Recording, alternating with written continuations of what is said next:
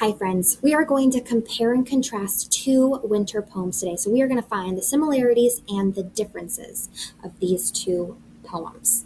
So, you have hopefully already read these poems and formed your own opinions and thoughts, maybe even picked your favorite poem before watching this video. If you have not done that, go ahead and do that now. So, read the poems and find your own feelings about it.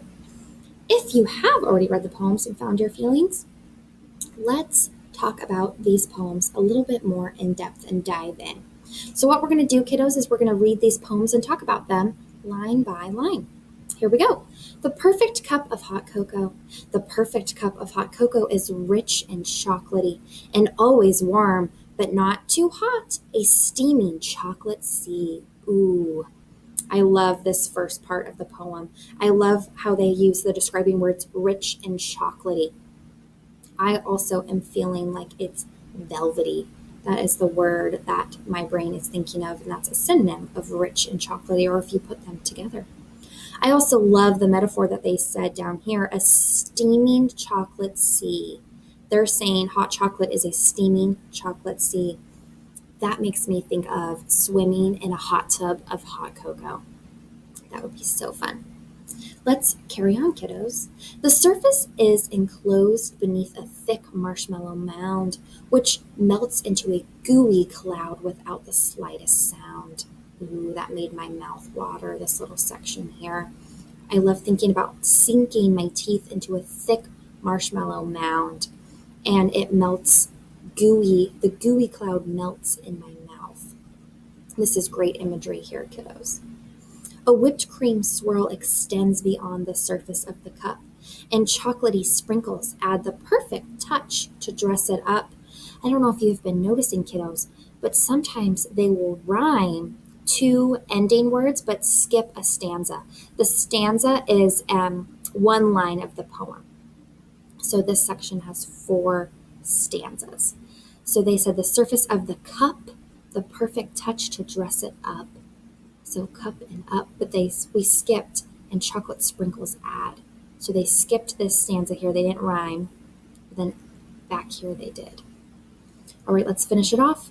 The perfect cup of cocoa is like an old best friend. It's warm, it's sweet, it's such a treat, and yummy till the end.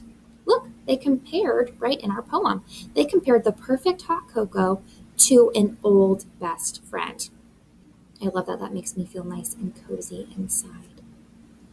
Okay, kiddo, so that was the perfect cup of cocoa. Now let's read A Wintry Night. A wintry night. The sky is dark and the ground is white. The world is peaceful on this wintry night. No one around, not a sound to be heard, not a laugh, not a car, not even a bird. For a moment, it's just the snow and me. I smile inside. I feel so free. Oh my goodness, I love this poem too, kiddos.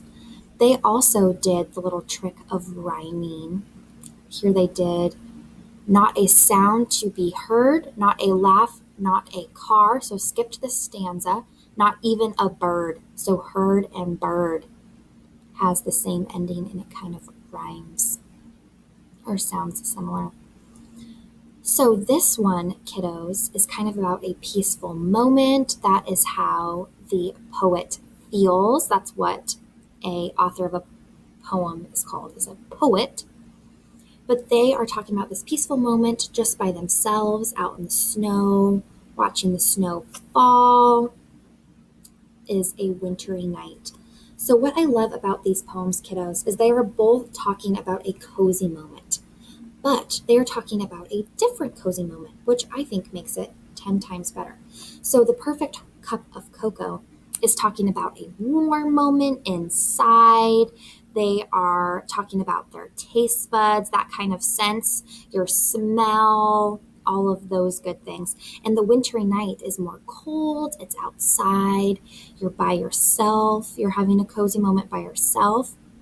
They talk more about the imagery. So they're talking about how peaceful the world looks. There's nobody around. You can't hear anything. They're catering to different senses here. But we know that both of them are about something in winter, an activity in winter. So either watching the snow or drinking hot cocoa. We know that they both did some rhyming by skipping a stanza. We both know that they are cozy moments. What is another difference, kiddos? We know inside and outside, more cold, more warm, all sorts of fun things. All right, kiddos, I want you to use your Venn diagram and compare and contrast these two poems. You can use some of the examples we talked about, but I want you to strive to put 3 elements on each section. So 3 elements about the winter poem, 3 elements about the perfect cup of cocoa, and then 3 elements about how they are similar in the middle.